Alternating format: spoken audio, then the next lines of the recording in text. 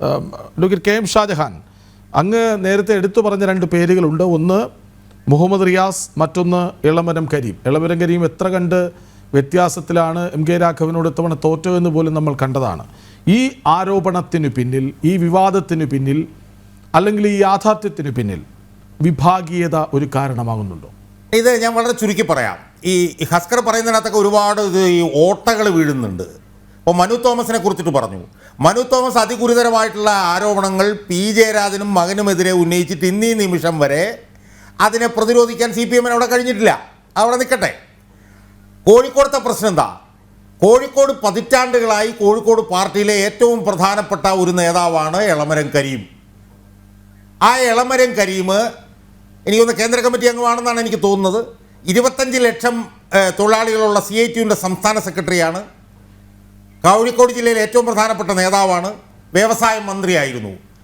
ആ എളമരം കരീമിനെ CPMൻ്റെ സംസ്ഥാന സെക്രട്ടേറിയറ്റിലേക്ക് പോലും ഈ മരുമകൻ്റെ അമ്മായിയച്ഛൻ എടുത്തില്ല. അയാളെ ചവിട്ടി അവിടെ തേച്ച് അവിടെ താഴെയിട്ടു.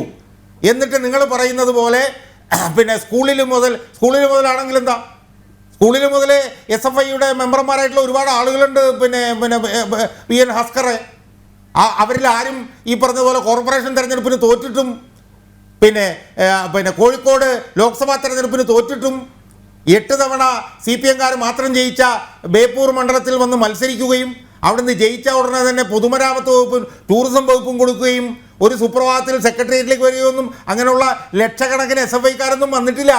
അത് വന്നത് മരുമകൻ അമ്മായിയത്തൻ്റെ മരുമകനായതുകൊണ്ട് മാത്രമാണ്.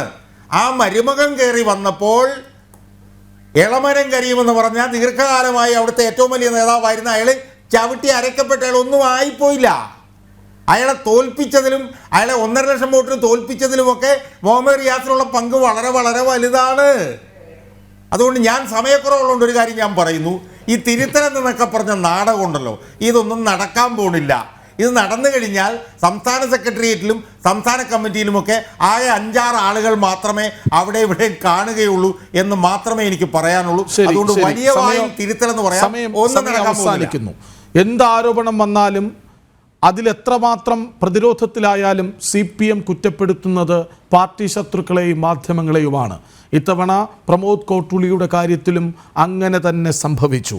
പക്ഷേ ആരുടേതാണ് നുണകൾ, ആരുടേതാണ് ഭാവനാ സൃഷ്ടി, ആരുടേതാണ് വീടിനകത്ത് കിടന്നുരുളൽ എന്ന് ജനത്തിന് മനസ്സിലായിട്ടുണ്ട്.